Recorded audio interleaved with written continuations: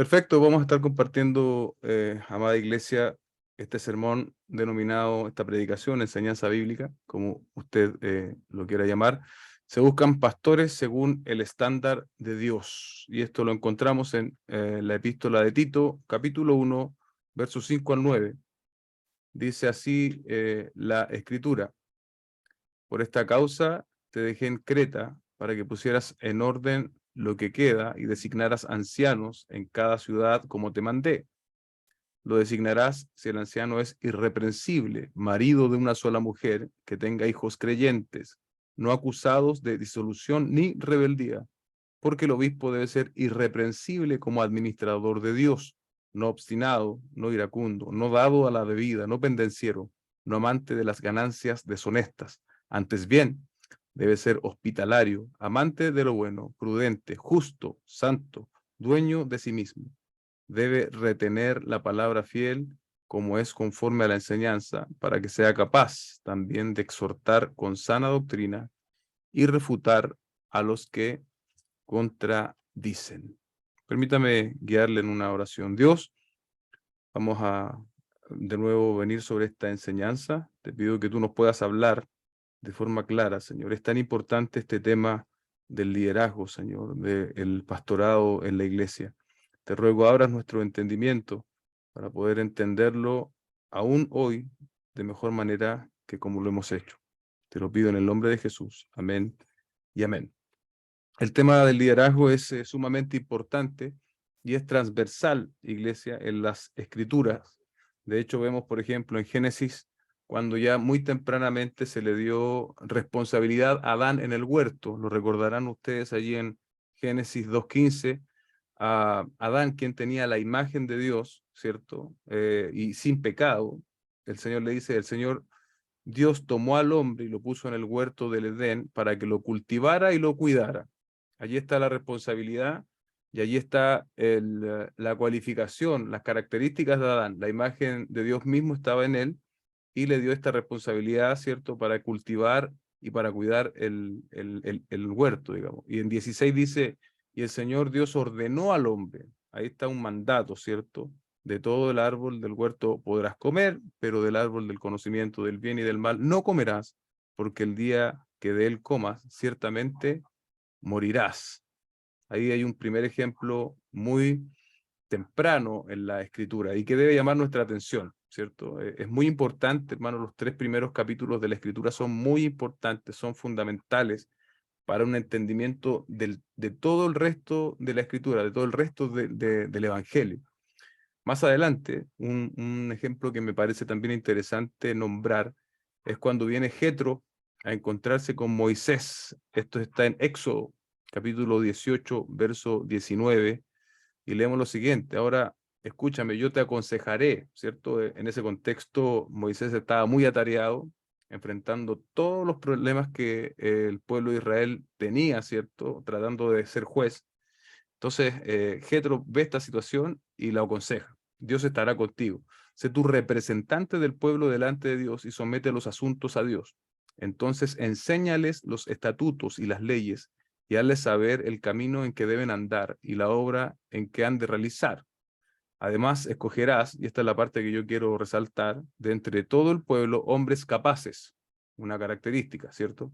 Temerosos de Dios, hombres veraces que aborrezcan las ganancias deshonestas, un eco precisamente de lo que vamos a ver más adelante en Tito, y los pondrá sobre el pueblo como jefes de 1000, de 100, de 50 y de 10, que sean ellos los que juzguen al pueblo en todo, que traigan a ti todo pleito grave, pero que ellos juzguen todo pleito sencillo. Así será más fácil para ti y los llevarán y llevarán la carga contigo. Si haces esto y Dios te lo manda, tú podrás resistir.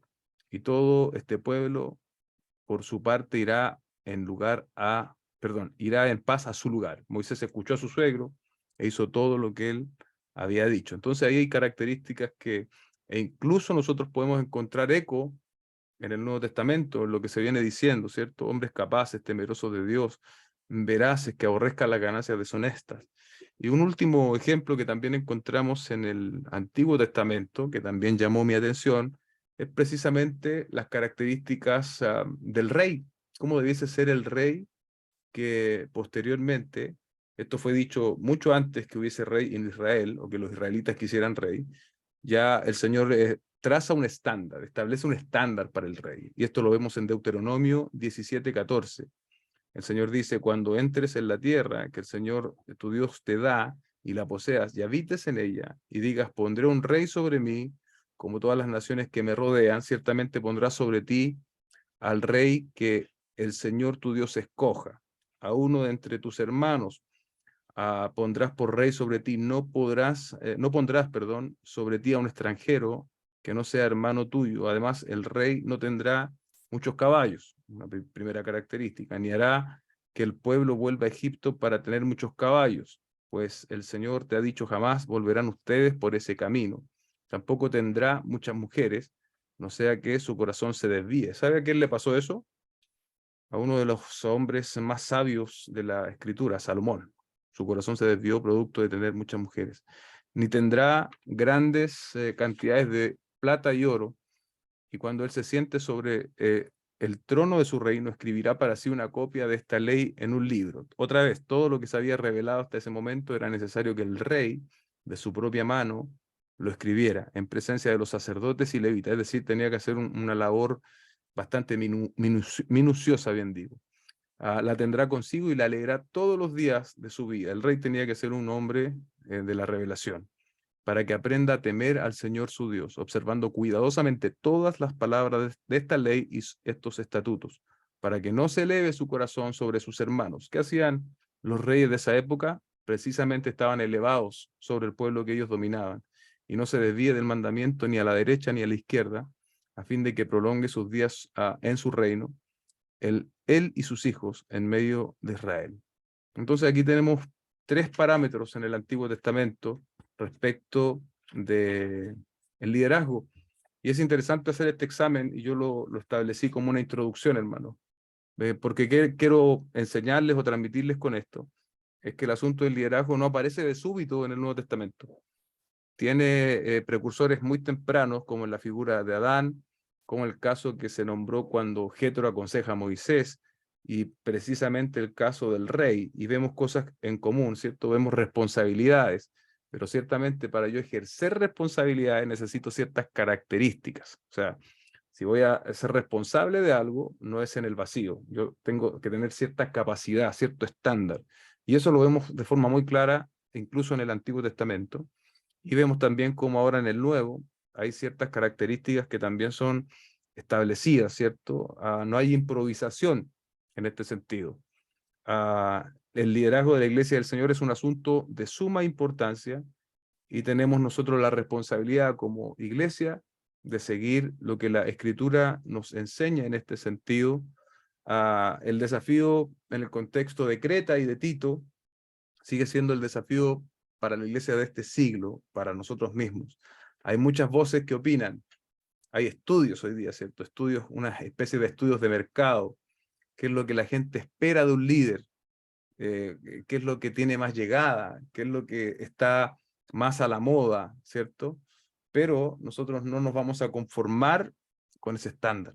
Para nosotros lo más importante debe ser lo que dice la Escritura en ese sentido. A comienzos del siglo XVIII, en Estados Unidos hubo lo que se llamó el primer gran avivamiento, el primer gran despertar. El hombre que Dios escogió en ese contexto fue Jonathan Edwards, y este hombre predicaba sus sermones básicamente de una forma muy monótona y leyendo. Sin embargo, la historia cuenta cómo cuando él predicaba, o más bien leía sus sermones, la gente empezaba a caer de rodillas, ¿cierto? En arrepentimiento, porque muchos de ellos llevaban años en la iglesia, pero habían solamente heredado una religión y no eran genuinos creyentes. ¿Por qué yo menciono esto? Porque hoy día, amados hermanos, estamos en una época donde es muy valorado el histrionismo, donde es muy valorado la capacidad de comunicación, el ser lúdico, y yo no estoy en contra de esas cosas. Yo mismo trato de un poco cultivarlas y ponerlas como elemento de la predicación. Sin embargo, no es lo más importante. Lo más importante respecto del estándar del liderazgo es la fidelidad a la revelación de Dios. Eso es lo más básico, eso es lo más fundamental. Podemos tener muchas otras cosas, muchas otras características modernas, actuales, pero si carecemos de lo que la Biblia nos ha dicho de forma inerrante, de forma inapelable, no tenemos nada. Tenemos una linda construcción que está sobre arena. Así que vamos a ver nuestro primer punto entonces de esta enseñanza. Punto número 1, perseguir el orden dado por Dios. Leemos entonces en el versículo 5, por esta causa te dejé en Creta, para que pusieras en orden, ahí está, lo que queda, y designaras ancianos en cada ciudad como te mandé. Como lo vimos en la introducción en su momento, ¿cierto? Creta era un lugar difícil donde había convergencia de filosofías, pensamientos, religiones que habían ido formando a la población de ese lugar por años. Pero eso no es excusa. No fue excusa para Pablo, no fue excusa para Tito, y menos va a ser excusa para Dios, porque como leemos en Romanos capítulo 1, verso 16, porque no me avergüenzo del evangelio, pues es el poder de Dios para salvación de todo aquel que cree, del judío primeramente y también del griego. Es decir, no importa el contexto, no importa si es judío, si es griego, no importa si es cretense en una isla difícil, el evangelio sigue siendo poder de Dios. No importa si aquí en Santiago de Chile, en medio de un contexto difícil, que básicamente es anti-Dios, el evangelio, amados hermanos, sigue siendo poder de Dios para salvación. Y eso tenemos que creerlo, proclamarlo, y tenemos que movernos en dicha dirección. Luego dice, a pesar de todas las formas de pensamiento que se resisten a la verdad, debemos nosotros exponer el evangelio con fidelidad y debemos también exponer las implicaciones del evangelio. Es un poco la tarea que vamos a ver a partir del capítulo 2. ¿Qué es la sana doctrina? ¿Cómo luce esa sana doctrina? Tenemos que, por lo tanto, proclamar el evangelio a los incrédulos y predicarnos a nosotros mismos las implicaciones del evangelio a diario. Es una labor importante y un poco lo que viene haciendo el apóstol Pablo, ¿cierto? Le dice, para que pusieras en orden lo que queda. ¿Y con qué tenía que ver ese poner en orden? Que designaras ancianos en cada ciudad, ¿cierto? Eso es fundamental. Había un trabajo iniciado que ahora Tito tenía que terminar, y ese era precisamente el énfasis del apóstol, y es el énfasis también del libro de Hechos, como leemos en Hechos capítulo 14, verso 23. Después que les designaron ancianos en cada ciudad, habiendo orado con ayunos, los encomendaron al Señor en quien habían creído. Es la dinámica del Nuevo Testamento, no es el nombramiento de apóstoles, ¿cierto? Y esto es verdad, hermanos.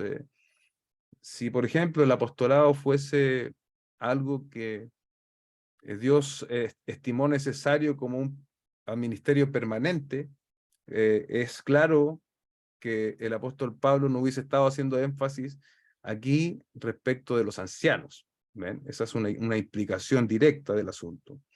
Y vemos también, como hemos leído recién, en la dinámica de Hechos, que es precisamente lo que el apóstol Pablo urgía a hacer cuando él llegaba a una ciudad, establecer ancianos. Y esta sigue siendo, por lo tanto, un orden para nosotros, algo que tenemos que hacer. El apóstol dice, como te mandé. Es decir, esto del liderazgo y de los ancianos no es apelable. No vamos a cambiarlo según lo que está hoy día de moda. Usted sabe que en muchos contextos hoy día, por ejemplo, ya no se llama pastor, sino que se llama coach. O sea, porque pastor suena muy religioso. ¿Qué decir de anciano? ¿No? Eso es muy religioso, entonces vamos a llamar hoy día al que enseña un coach. ¿Por qué? Porque eso es lo que está pegando, eso es lo que está a la moda, entonces suena menos religioso. Y así llega más gente, y bueno, ellos tendrán un montón de razones para cambiar la palabra, pero si somos fieles al Señor y a lo que está revelado, no tenemos ningún derecho para hacerlo. Aunque suene a la moda, aunque llegue menos gente, nosotros tenemos el deber de ser fiel a lo que la Escritura nos enseña, amados hermanos. Aquí hay una tensión que nosotros podemos ver en el texto, ¿cierto? Porque es urgente que Tito nombrase pastores. Era algo que tenía que hacer, era la gran tarea para la cual el apóstol Pablo le había dejado en Creta o lo había enviado a Creta. Pero aquí vemos cuál es la tensión que yo veo en esto. Hay tensión porque cuando vemos las características del pastor o del obispo, son características que no van a aparecer de forma instantánea ni de forma mágica, son características que deben ser necesariamente evaluadas en el tiempo. Entonces, si bien la tarea es urgente, eso no quiere decir que lo vamos a hacer rápidamente. Y es un poco lo que hemos vivido nosotros también como iglesia, hermano. Quizás no tanto en este asunto del liderazgo, que bueno, hoy día, usted sabe, yo soy el único pastor en la congregación, pero sí en otras cosas. A veces uno quisiera hacer las cosas más aceleradamente, pero hay cosas que se tienen que hacer conforme la iglesia crece y madura.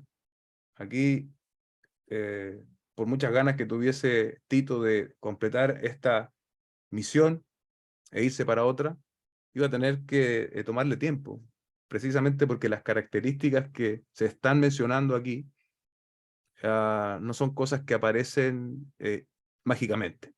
¿Sí? Es trabajo en el carácter, probablemente una de las cosas que toma más tiempo en nosotros. Necesitamos ancianos, esta idea es importante, pero no cualquier tipo de anciano o pastor, sino uno conforme a lo revelado por Dios. ¿Sí? Uno conforme a lo revelado por Dios, y es así que pasamos al segundo punto, que yo denominé se busca. Se busca. ¿Cuáles son las características entonces de este hombre? Lo primero que resalta en el texto es la palabra irreprensible, que como hemos dicho antes, no es sinónimo de perfección, porque si fuese el caso, ningún ser humano podría calificar para el pastorado. El comentarista MacDonald dice lo siguiente, es decir, de una integridad incuestionable. No se puede demostrar contra él ninguna acusación falsa, de falta de doctrina o conducta irregular. No significa que sea sin pecado, pero que si comete faltas menores, las rectifica en breve mediante la confesión a Dios, petición de perdón a la persona agraviada y restitución si se debe. Y luego de hablar de esta característica de irreprensible, lo primero que el apóstol hace es hacer una referencia a la vida familiar del presunto designado, del presunto que va a ocupar esta plaza, por decirlo así. Lo designarás si el anciano es irreprensible, marido de una sola mujer, que tenga hijos creyentes, no acusados de disolución ni rebeldía. Está hablando de la familia, ¿sí? Está hablando de la familia. Marido de una sola mujer, el primer concepto. No sé si ustedes se recuerdan cuando explicábamos esto. Hay comentarios de distintos puntos de vista, de distintos ángulos. Lo más sencillo y directo dice, un esposo fiel a su esposa, tanto fuera como dentro del hogar. ¿Sí? O sea, la fidelidad a la esposa es una cuestión no negociable respecto de el pastor, respecto del hombre de Dios, del anciano. Y son conocidos, hermanos, los escándalos en este sentido de pastores, tanto en Chile como en otros países, unos más incluso muy bullados, muy conocidos. El caso de Jimmy Swaggart, me parece, en Estados Unidos, no tengo mayores detalles, pero fue bien escandaloso en su momento. Incluso uno sabe de cosas que también ocurren en nuestro propio país, de hombres relacionados y que caen en falta en este sentido. Y luego, ¿cierto? Dice, esto es cuando dice marido de una sola mujer, está hablando en tiempo presente, ¿cierto? En tiempo actual. Y obviamente se descalifica a la poligamia, que según algunos estudiosos podría hasta ese entonces estar siendo practicada por algunos judíos, podría estar también aludiendo a eso, es decir, si iba a ser anciano en el contexto de Creta, entendiendo que buena parte de los primeros cristianos eran precisamente de contexto judío, debía ser hombre de una sola mujer y no debiese estar en poligamia. Y las preguntas que surgen en este contexto para nosotros hoy, respecto a lo que estamos leyendo, están descalificados para el llamado pastoral los divorciados o los viudos. Yo lo dije en su oportunidad y lo vuelvo a repetir, no creo que este sea el versículo que responda con suficiente amplitud y profundidad a esa pregunta. Debiésemos entonces, ¿qué hacer? abrir la Biblia, ¿cierto? Y tener un espectro mayor para responder ese tipo de preguntas. Y no solo la Biblia, porque usted sabe que bíblicamente, por ejemplo, hay causas de divorcio bíblicas, existen, sino también cada caso en particular. Cada caso en particular debe ser evaluado y medido. Por lo tanto, en este sentido, hay que atender cada situación desde la escritura, pero también entendiendo el caso particular de cada persona. ¿Ok? Así que no creo que podamos trazar algo así de forma concreta, inapelable, para responder eso aquí. Esa es un poco la idea que quiero transmitirles. Que tenga hijos creyentes no acusados de disolución ni rebeldía, libres de sospecha de libertinaje o de desobediencia, traduce la NBI. También podría traducirse como que tenga hijos fieles, porque yo decía también, y digo hoy, repito, los padres tenemos la responsabilidad de dar nuestro mejor intento en que nuestros hijos vengan a la fe, pero los padres no podemos convertir a nuestros hijos a la fe. No sé si me explico, ¿sí? Yo no puedo convertir, cuando mi hija Grace y Eduardo sean mayores, yo no puedo convertir su corazón, pero sí que yo soy responsable de hacer, de ilustrarles con mi vida lo mejor posible el Evangelio, de transmitirles la verdad del pecado, de la salvación, de la redención, del cielo, del infierno y de todas las cosas desde temprana edad, y de ser un buen ejemplo. Pero yo no puedo convertir su corazón. Contaba un pastor misionero, que él tenía varios hijos, y él obviamente oraba por sus hijos para que se convirtieran cuando Dios fuesen mayores. Pero él, hasta la edad de 18 años, les había leído a los hijos algo así como 17 veces la Biblia, antes de la mayoría de edad. Y finalmente sus hijos terminaron todos convertidos a Cristo, la mayoría haciendo labores también ministeriales, misioneras. ¿Qué quiero graficar con esta historia? Es que hay una alta responsabilidad en nosotros como padres, ¿sí? Pero que finalmente estamos bajo la soberanía de Dios también en el llamado. Pero eso no es razón o justificación para estar relajados, sino muy por el contrario, muy por el contrario. Eh, Orar y dar lo mejor de nosotros de manera que seamos puentes y no obstáculos para la conversión de nuestros hijos. Eso creo que lo puede resumir bastante bien. Puentes y no obstáculos para la conversión de nuestros hijos. El énfasis aquí es que mientras los hijos estén bajo la autoridad de los padres y su cobertura y su dependencia, tengan una conducta consistente. Eso también es una idea bastante importante, dado las situaciones que hoy día vemos en general. Timoteo capítulo 3, verso 4, nos amplía este concepto. Dice que gobierne bien su casa, teniendo a sus hijos sujetos con toda dignidad. Pues si un hombre no sabe gobernar su propia casa, ¿cómo podrá cuidar la iglesia de Dios? Eso es una pregunta, ¿cierto? Hay un poco de retórica. El pastor que está casado y tiene hijos es responsable de su casa, de llevar la realidad del evangelio a su propio hogar, incluso antes de llevarlo al púlpito. También una idea digna de destacar. El pastor que está casado y tiene hijos es responsable de llevar la realidad del evangelio a su propio hogar antes incluso que subirse al púlpito a predicar. Lo que sigue lo quiero presentar como manifestaciones cotidianas. El listado es extenso, por lo tanto vamos a dar unas definiciones más bien breves. El verso 7 dice, porque el pastor debe ser irreprensible como administrador de Dios. Y ahí comienzan las características. No obstinado, lo primero. No obstinado. No debe ser alguien que se preocupa por complacerse a sí mismo, o de imponerse sobre los demás. El liderazgo tiene esa tentación constante, hermano. Como tienes la capacidad y la responsabilidad de decidir, el ser obstinado puede estar creciendo casi a la par. Entonces, es interesante que diga aquí que no, el pastor no debe ser obstinado, sino que debe ser un hombre también con suficientemente amplio para escuchar a otros y entender muchas veces que hay también otros que pueden colaborar y tener excelentes y muy buenas ideas que él no ha visto aún, y estar llano a escuchar. Y también es ahí un llamado quizás al no ser soberbio y pretender de que uno se la sabe toda, sino que hay un cuerpo, ¿cierto? Hay una iglesia que también te colabora y también te ayuda a crecer y también tiene otros puntos de vista, obviamente desde la escritura, que pueden ser útiles para el crecimiento de la obra. No obstinado, no debe ser dominado por el interés propio, ¿cierto?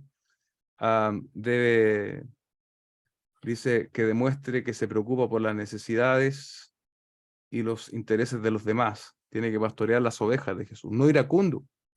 No debe ser alguien que se enoja con facilidad o que fácilmente cae en la provocación. Ahí están los dos polos, ¿no? Que no se enoja con facilidad y que cuando es ofendido hay un carácter para tomarlo con calma. Debe ser alguien que es un agente de paz en los enfrentamientos, puesto que es administrador de Dios. No debe ser un buscador de pleitos, ni tampoco un provoca pleitos.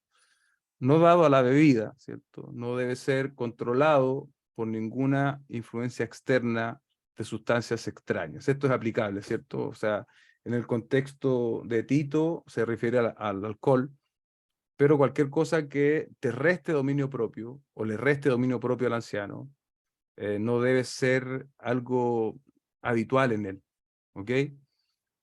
Solamente debiese ser controlado por el Espíritu de Dios, quien produce ese fruto, ¿cierto?, de dominio propio. Eh, lo decíamos también en su oportunidad, no es abstinencia total del vino, aunque uno puede libremente tomar esa decisión. Es algo también en contextos latinoamericanos en general, y hay historia arraigada allí. Hubo tiempo en que muchos de los convertidos, hermanos, habían sido sacados del alcohol. Entonces, en muchos contextos se hizo una verdadera ley esto de que una vez que tú venías al Señor no podías tomar ni siquiera una copa de vino. No es lo que el texto está diciendo, ¿sí? El texto dice, no dado a la bebida, que la bebida no tenga un control, un hábito constante. De hecho, el mismo apóstol Pablo le dice a Timoteo que producto de sus malestares, ¿cierto?, al estómago, no tome agua, sino que tome un poco de vino. ¿Okay? Entonces ahí usted está viendo que la prohibición no es absoluta.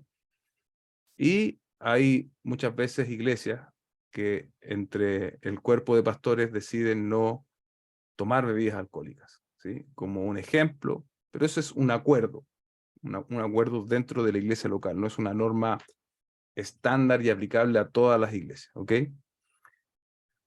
Muy parecido al no obstinado, ¿cierto? No iracundo, más bien dicho, no pendenciero. No debe ser alguien que resuelve sus desacuerdos con los puños, debe ser alguien diestro en el debate y en la argumentación pacífica, ¿sí? Razonando con la gente a base de las escrituras. Son muchos los testimonios que conozco de donde adiestraban a los hermanos para pegarle a otros cristianos. Y eso es muy lamentable. Siempre nos reímos con mi cuñado Oscar porque en un contexto a ellos lo agrupaban y venían otros cristianos de otros lados. Entonces la indicación era que si era necesario había que golpear a estos otros hermanos. Bueno, nada más lejos de la realidad.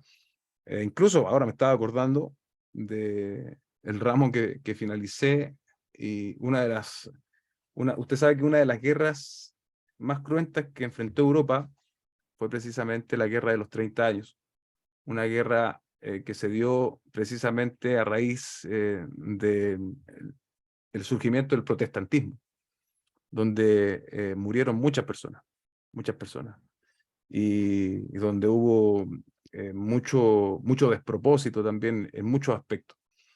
Y ahí uno se da cuenta que eh, los hombres nos equivocamos en los medios, nos equivocamos en los énfasis, nos equivocamos en las luchas, y muchas veces esto de no pendenciero es justamente lo contrario. O sea, tenemos que tener cuidado, tenemos que pedirle al Señor, ponga en nosotros un corazón manso, dispuesto a recibir muchas veces. No amante de las ganancias deshonestas, no debe pastorear el rebaño de Dios como un medio para llenarse los bolsillos. Ustedes lo saben, ¿cierto? El evangelio de la prosperidad, acuden a pactos, siembras, ofrendas de siembra y un sinnúmero de malabares, ¿cierto? Para en el fondo trasquilar a las ovejas, y estos malabares se van generalmente actualizando, renovando, de manera de llamar la atención y el dinero de los incautos. Por eso es importante que nosotros seamos fuertes en la doctrina y en lo que la palabra nos enseña. Anotamos estas características anteriores, ¿cierto? Como negación. ¿En qué sentido? Cuando yo digo negación, tanto aquí como en otra predicación, me refiero a que están diciendo lo que no. El obispo no debe hacer de tal manera, como hemos visto recién. Y ahora en términos positivos, lo que sí, debe ser hospitalario, amador de foráneos, es el original. Su hogar debe ser un refugio de la gracia y la misericordia de Dios. Amante de lo bueno, debe amar aquellas cosas que pueden disponerse para un impacto beneficioso para la gente. Prudente, debe tener una comprensión seria y realista de la vida, justo lo contrario de lo que muchos hoy día proclaman. Esta prudencia y sus alcances debe emanar ciertamente de la palabra y de su correcta interpretación. Esto, hermano, lo de la prudencia, yo creo que es un punto que hoy día se ve poco. Se ve poco. Hay poca prudencia en general en los líderes, en los pastores. No puedo generalizar, obviamente, pero en base a lo que yo he conocido, he visto, incluso uno hoy día observa en las redes sociales, uno ve poca prudencia. Y debiésemos entender que a mí me gustó este concepto, comprensión seria y realista de la vida. Realista de la vida. No es pesimismo, es comprensión seria y realista. Muchas veces ocurren grandes catástrofes y estoy pensando en grandes tragedias humanas, hermano, producto de hombres de Dios, o bueno, no sé si hombres de Dios, pero digamos pastores, que no tienen prudencia al predicar, que hacen ofertas muchas veces que van más allá de lo que la Biblia le permite hacer o garantizar. Y es lamentable, hermanos. Es triste, lamentable, porque uno como predicador a veces no llega a tener en conciencia el impacto de lo que uno está diciendo. Por eso el que predica debe ceñirse a lo que está revelado en la Escritura. Porque si él dice una palabra si él dice una palabra o una idea o una frase que provino de su corazón y lo dice detrás de un púlpito, una predicación o lo suficientemente emocionado, esa palabra puede traer estragos sobre la vida de esa persona. Por eso tenemos que ceñirnos a lo que está escrito, hermano, y transmitir lo que la Biblia enseña, no lo que yo pienso, lo que yo siento, lo que yo soñé. Un llamado a la prudencia, entonces, también por parte del apóstol a Tito y a quienes él iba a traer, ¿cierto? O a nombrar ancianos, justo en sus juicios, que se adhiere estrictamente a la palabra del Señor como su única norma para juzgar. Y esta idea también es muy importante, sin hacer nepotismo, ¿cierto? Sin mostrar favoritismo ni siquiera a su propia familia. Y esto es particularmente importante a la hora de administrar disciplina. Hay un fenómeno, ¿cierto?, que se da, y vale la pena mencionarlo en este sentido. Por ejemplo, un hijo de pastor pudiese ser pastor, pero no es normativo que sea pastor. Muchas veces se da que en iglesias, producto que el papá es pastor, ahora el hijo va a ser pastor, y se ve casi como una herencia, se ve como casi una herencia del puesto, por así decirlo. Pero eso no es así, porque sabemos que esto no es una herencia, esto es un llamado que Dios le hace, ¿cierto?, a los hombres que son llamados al ministerio, y que no es heredable, ¿cierto? No es algo que yo vaya a dejarle a mis hijos. Por lo tanto, es necesario, ¿cierto?, abrir las aguas y tener la suficiente valentía para no mostrar estos favoritismos que está diciendo acá la definición. Santo, básicamente una vida apartado, comprometido bien con las disciplinas espirituales. Dueño de sí mismo tiene que ver con el dominio propio, ¿cierto? Con tener fortaleza interna que lo capacita a tener sus deseos bajo control. Recordemos un poquito más, de nuevo, esta isla pagana, ¿cierto?, que quizás iba a querer imponer sus calificativos, sus características de liderazgo, conforme ellos entendían que era el liderazgo. Sin embargo, el apóstol Pablo está recordando que no son esas características culturales, que no son esas llamativas formas que podían tener de hablar ciertas personas, sino que más bien lo que se ha revelado en la Escritura. Y como ya hemos dicho al comienzo, no es algo que surge de forma súbita, instantánea. Encontramos respaldos incluso en el Antiguo Testamento que son traídos, ¿cierto?, ahora al Nuevo Testamento y que son útiles también. Necesitamos ancianos, pero no cualquier tipo de anciano o pastor, necesitamos gente conforme a lo revelado. Por último, ya estoy finalizando, creo. Queda la última parte que les ofrecí al comienzo. Un hombre de la Escritura debe retener, dice el texto, debe retener la palabra fiel que es conforme a la enseñanza, para que sea capaz también de exhortar con sana doctrina y refutar a los que contradicen. La NBI traduce este versículo 9 de la siguiente forma: debe apegarse a la palabra fiel. Debe apegarse a la palabra fiel, según la enseñanza que recibió, de modo que también pueda exhortar a otros con la sana doctrina y refutar a los que se oponen. Entonces, ¿cierto?, nos permite de manera directa tener un mejor entendimiento, apegarse a la palabra fiel. En 2 Timoteo 2:15 leemos: procura con diligencia presentarte a Dios aprobado, como obrero que no tiene de qué avergonzarse, que maneja con precisión la palabra de verdad. El original allí en esta frase es un corte recto, sin desviarse. Esa es la labor del pastor, hermano, a que él pueda venir a la Escritura y trazar en sus posibilidades la palabra rectamente, sin desviarse ni a diestra ni a siniestra, sino que hacerlo con fidelidad, hacerlo con temor. Estamos tratando con la palabra del Señor. En 1 Timoteo 3 encontramos una lista similar. De hecho, usted puede leer 1 de Timoteo capítulo 3 y va a encontrar coincidencia con lo que se está exponiendo aquí en Tito. Pero es más conciso aún Pablo allí y dice: apto para enseñar. Una cualidad que es requerida para el pastor es precisamente esta aptitud para enseñar la palabra del Señor. Debe ser alguien, como leíamos antes, que se apega a la palabra fiel. Y en nuestro texto de esta noche, ¿cierto?, tiene un doble propósito, ¿cierto? Exhortar con sana doctrina y refutar a los que contradicen. 1 Timoteo 3:6 dice: no debe ser un recién convertido, no sea que se envanezca y caiga en condenación en la que cayó el diablo, no un neófito, dice la Reina Valera. Por eso yo decía antes, ¿no?, que hay tensión. Tito tenía que nombrar, establecer anciano, pero no podía establecer a cualquiera. Y tal vez hoy día también nosotros enfrentamos lo mismo.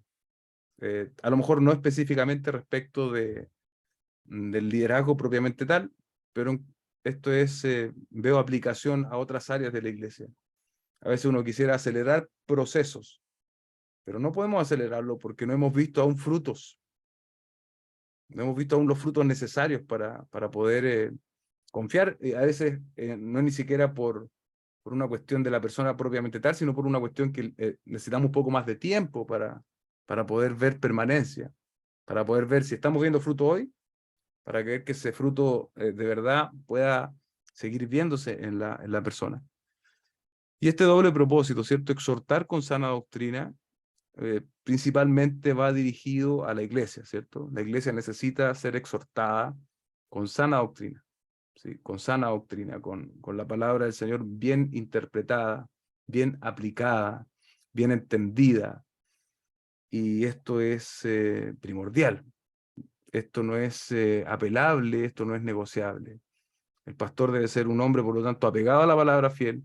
Y cuando él está apegado a la palabra fiel, va a tener la capacidad de exhortar con sana doctrina. Si ese hombre no está apegado a la palabra, ese hombre va a hablar cualquier cosa. Ese hombre va a decir cualquier cosa. Si ese hombre no se ha sujetado a la autoridad de la Escritura, ese hombre va a estar diciendo lo que suene bien. Ese hombre va a estar diciendo otra vez, como le dice Pablo a Timoteo, va a estar rascando el oído de sus oyentes para decirle lo que ellos quieren oír. Dice que acumularán maestros según sus concupiscencias, dice el texto. Pero eso no es el estándar del anciano, no es el estándar del pastor. El pastor debe ser un hombre fiel a la Escritura, porque de allí se desprende el que él pueda exhortar, ponerse al lado de la congregación con sana doctrina. Eso es fundamental. Y también en el otro aspecto, ¿cierto?, de defensa, un aspecto, podríamos decir, apologético aquí, el pastor tiene la responsabilidad de confrontar a aquellos que contradicen, y eso también es una responsabilidad y también surge precisamente de la fidelidad a la palabra del Señor. En la experiencia de las iglesias del Nuevo Testamento y las nuestras también, ¿cierto?, en nuestro contexto actual, el pastor va a ser el encargado, ¿cierto?, no en base a su criterio o sus ideas, sino conforme a la palabra del Señor, hacer estas dos tareas: a edificar a la iglesia y confrontar a los que contradicen. Juan Calvino dijo: el verdadero pastor tiene dos voces, una para llamar a las ovejas, ahí está, ¿cierto?, la exhortación, y otra para ahuyentar a los lobos rapaces. Ahí podríamos ver, ¿cierto?, esto de confrontar a los que contradicen.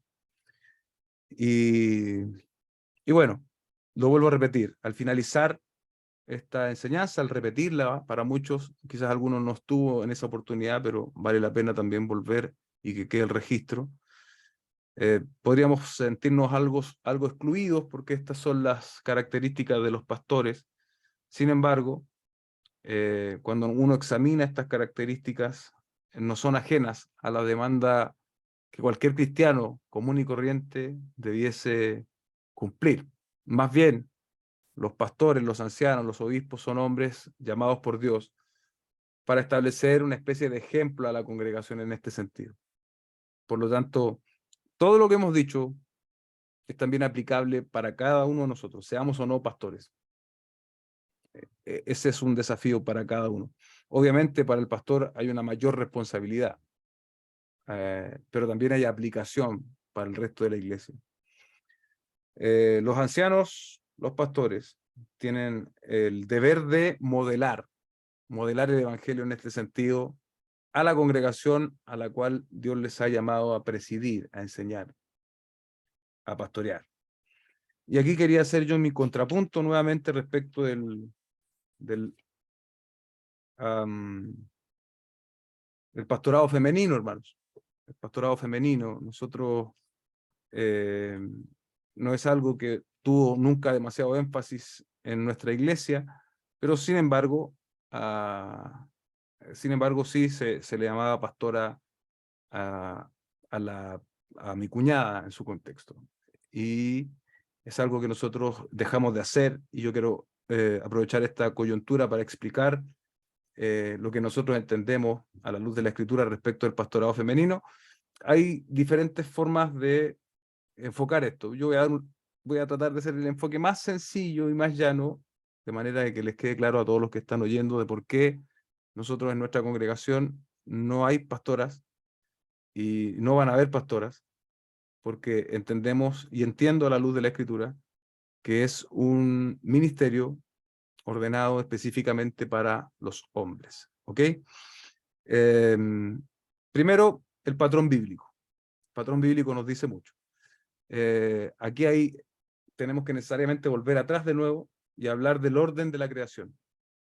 Dios creó, ¿cierto?, en su diseño original de la creación al hombre y luego a la mujer. Hay una subordinación. Y si alguien dice, pero pero el hombre o la mujer no es menos importante que el hombre, y yo tengo que decirte que tú tienes toda la razón. El hombre no es más importante que la mujer, ni es más relevante que la mujer, pero cuando nosotros, por ejemplo, pensamos en la Trinidad donde está el Dios Padre, Dios Hijo y Dios el Espíritu Santo, y entendemos a la luz de la Escritura que Jesucristo, siendo Dios, se sujetó a la voluntad del Padre. Ahora yo les pregunto, amados hermanos y hermanas, porque Jesucristo voluntariamente se sujetó a la voluntad del Padre, ¿es menos Dios? No, es Dios de todas formas. Hay una economía allí que los teólogos denominan la economía de la Trinidad. ¿Por qué menciono esto? Porque la mujer ciertamente no es menos que el hombre, pero hay roles que Dios ha dado tanto a hombres como a mujeres. Y si usted hace un recorrido a través de la Biblia, tenemos primero la historia de Adán y sabemos lo que sucedió, después lo vamos a confirmar acá con un texto, cuando el pastor Sugel lo dice de manera tal vez un poco jocosa, pero lo que sucedió cuando Eva quiso ser la pastora en el huerto de Edén. ¿Qué sucedió? Escuchó a la serpiente y ahí vino la debacle, ¿cierto? Quiso usurpar el lugar que tenía que ocupar Adán, ¿cierto? Entendiendo también que hay responsabilidad en Adán, ¿no? Pero definitivamente Eva tuvo el impulso de ocupar ese lugar. Y sabemos lo que eso resultó, lo que eso provocó. Luego vemos el ejemplo de Noé, también Dios llama a este hombre, después a los patriarcas, ¿cierto? Si bien había incluso alguna hermana por allí dentro de los patriarcas, pero los que se nombran en la escritura son precisamente los hombres. En el caso de los reyes, tanto del pueblo de Israel, después de los dos reinos, los profetas también que aparecen también en ese contexto, los apóstoles también fueron hombres, y una implicación directa de lo que nosotros estamos leyendo, si tú lo lees, es que está hablando de hombres.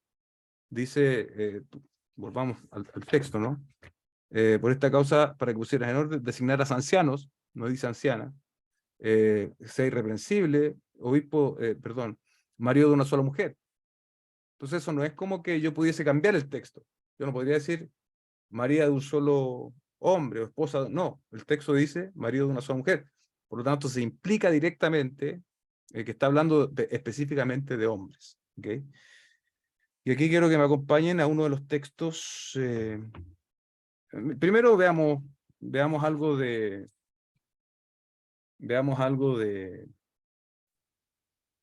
alguien, a lo mejor hoy día todavía no está muy convencido de esto y está pensando en este versículo, pero no se acuerda dónde está. Entonces yo le voy a ayudar. Este versículo está en Gálatas 3, verso 28.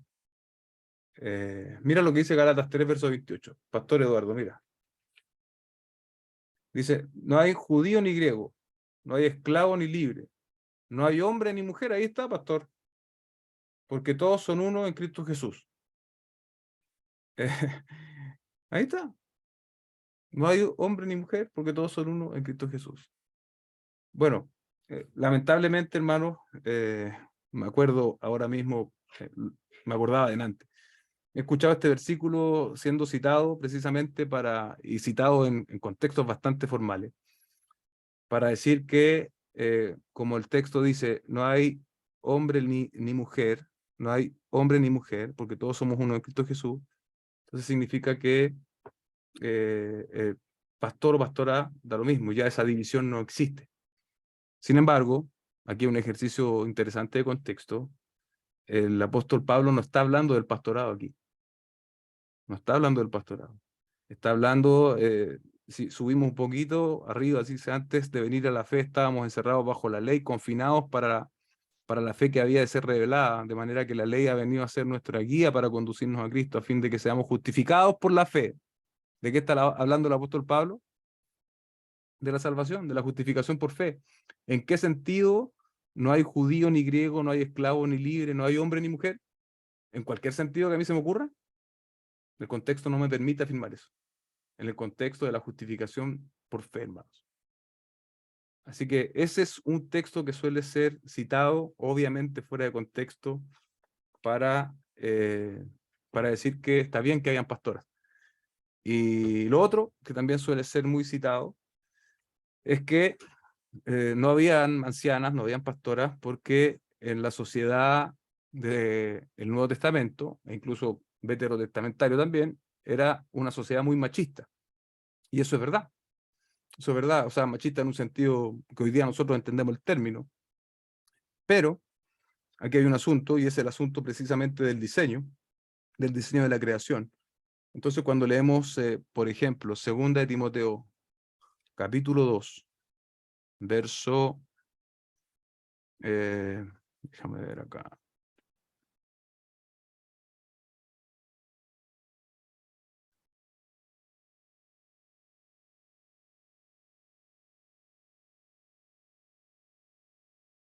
Me parece que me equivoqué.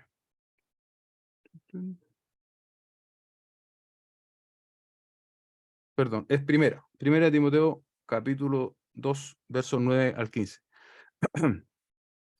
Mira lo que dice. Asimismo, que las mujeres se vistan con ropa decorosa, con pudor y modestia, no con peinados ostentosos, no con oro o con perlas o vestidos costosos, sino con buenas obras, como corresponde a las mujeres que profesan piedad. Mira aquí, que la mujer aprenda calladamente con toda obediencia. Yo no permito que la mujer enseñe y ni ejerza autoridad sobre el hombre, sino que permanezca callada. Si el texto terminara allí, tendríamos muy poca información, iglesia, y podríamos incluso pensar y podríamos validar la cuestión del contexto. En un contexto donde esto se escribió, donde había podríamos decir, otra vez, estoy ocupando un término que es un poquito anacrónico, estoy hablando de machismo en un contexto que no existía esa definición. Pero no termina ahí el texto. Y mira donde el apóstol Pablo ancla esto. Lo ancla una cuestión de diseño. Lo ancla una cuestión del mismo Génesis. Mira el verso 13. ¿Por qué el apóstol Pablo dice, la mujer, yo no permito que la mujer enseñe ni ejerza autoridad sobre el hombre, sino que permanezca callada? Por una cuestión de contexto particular, mira dónde lo ancla. Porque Adán fue criado primero. ¿Escuchó bien? Una cuestión de creación, de origen.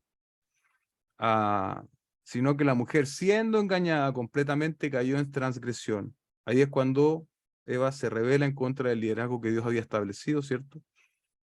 Pero se salvará engendrando hijos si permanece en fe, amor, santidad y con modestia. No es que el tener hijos salve. Eso tiene un contexto, una explicación que no vamos a abordar hoy, pero no es que salve, sino que es otra la expresión allí que el apóstol quiere reflejar. Por lo tanto, en ese texto muy discutido, y que la explicación más liviana y más libre no es que era contexto. Hoy día sí pueden haber pastoras porque eso fue una cuestión de contexto. Ese versículo que acabamos de leer rompe por completo ese argumento del contexto. ¿Por qué?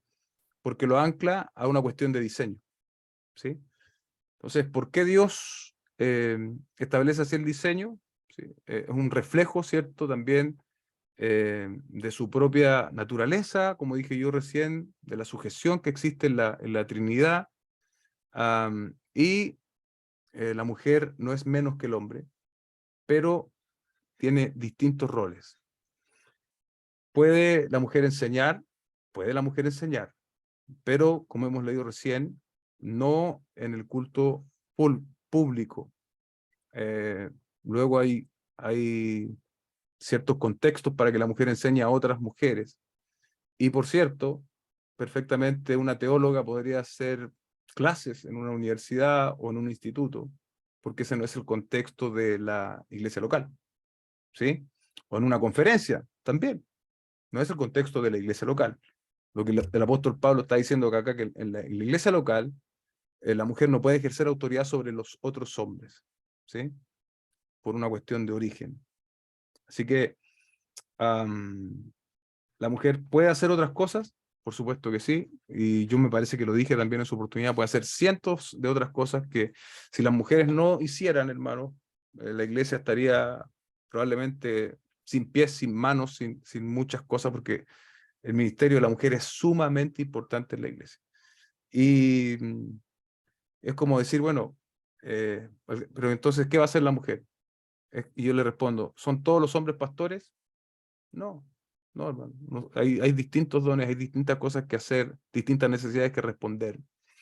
Así que no es una cuestión de machismo o no machismo, es una cuestión del diseño de Dios y de roles que Dios ha dado, tanto para el hombre como para la mujer, de sujeción también de la mujer en cuanto al hombre, pero recuerde que el hombre, ¿qué responsabilidad tiene? De sujetarse a Dios.